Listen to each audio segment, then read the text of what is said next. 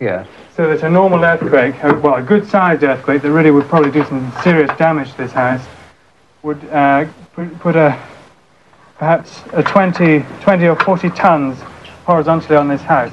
On the mantelpiece, household objects are carefully positioned, the sort of things that fly about during poltergeist outbreaks. We can really shake the house properly. So if anything is going to happen, it's going to happen like this. Right, so shall I go upstairs and have a look? I think it's a good idea. Right there. Right, if we come up the stairs here, you see the traditional wardrobe with a hat box has not been thrown off. The idea was that you've got a vibration up the wall and it threw the box off. Nothing's moved there. This hasn't moved, the cup hasn't moved.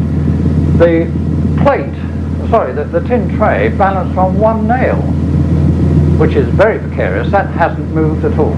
Nothing has come off. Take it up higher. We're running over 100 hertz. Well, there's a low vibration. About 120 hertz. I can feel it through my feet. Well over 10 tons going in and out of this wall 100 times a second. The typical poltergeist effect at the expense of a cup is it doesn't just drop like that. It flies and smashes, you see.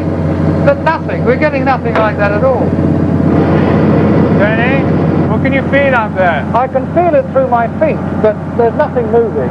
Well, it is a local effect. I mean, it's very local in that wall. Yeah. Right, let's wind it up a bit faster. Yes, that's much. Only when the machine's really racing, virtually shaking the house to destruction, do things start to fly. Here we come. Hey! We'll get a nice... But the artificial earthquake has produced nothing remotely resembling the effects of a poltergeist. I think the geophysical theory, as pronounced several years ago, is dead as an explanation for poltergeist. That's my view. I've always been fascinated by poltergeist stories. Almost against my will, I've been compelled to take them seriously because they show certain recurrent features. Often, but not always, there's a disturbed adolescent somewhere in the background. Now, as all parents know, adolescents can raise plenty of hell without paranormal aid. Nevertheless, this persistent feature over many centuries and in many cultures suggests that something strange may be going on. In the winter of 1967 in Rosenheim, southern Germany, chaos descended on a lawyer's office. Every piece of equipment suddenly went crazy.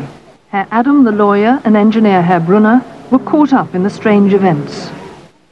And they fell down, and there were glass splinters everywhere. And once I had a fluorescent light installed, up there, and it rotated too. Even when it was on the floor, it rotated. It exploded once. Through there. Yes, then do you remember that painting, oil painting? Yes. Yes, she was sitting there, making photocopies. I was standing here in the corner, and in front of my very eyes, the picture rotated. Here there was a metal cash box. The drawer was like this, and the metal cash box flew out at a right angle to the wall. It clattered out. Hurled across the room. Oh, yes. And the money was scattered all over both rooms. That's terrible. Hundreds of telephone calls were made to the speaking clock, 0119. Dialed at impossible speed, on one occasion 9 calls in 2 minutes, according to the bill. Here, for example, you can see a column headed 0119, one after the other 20, 30 times, a whole page. The telephone company laboriously rewired the whole system, but the calls to the speaking clock went on. Professor Hans Bender, Germany's foremost parapsychologist, was summoned to Rosenheim.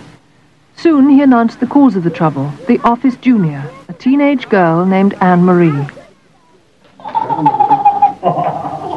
She's now a settled housewife, but Bender believes she was the focus for a genuine poltergeist. Well, very soon we realized it is a case of poltergeist depending of Anne-Marie. When the girl was walking through the corridors, the lamps began to swing. We very carefully observed the swinging of the lamp. We did not notice the beginning, but the, what do you call it, amplitude was increasing. without the presence of anyone. So there was a supply of force, you know, and nothing happened when she was not present. It is a very clear case of poltergeist phenomena. I must say I felt very humble. I was completely shocked. I must believe it. You could put it that way. I must believe it. But I did not want it to happen, you know. That is true. But otherwise, I suppose I was the cause. The most extraordinary phenomena, I think, are the telephone phenomena. I never observed it in other cases. And the interesting aspect of these telephone phenomena is that Anne-Marie, without having the slightest knowledge of the technical system of a telephone, seems to have acted on swings. And so produced unconsciously these calls for time, 0119, and this for weeks, and sometimes 4 times, 5 times in a minute. And the motivation may have been, when can I go home? Not at all. I'm no different from anybody else. Is it possible that adolescents can possess powers which they lose in later life? I think it's very unlikely, but I don't think it's completely impossible.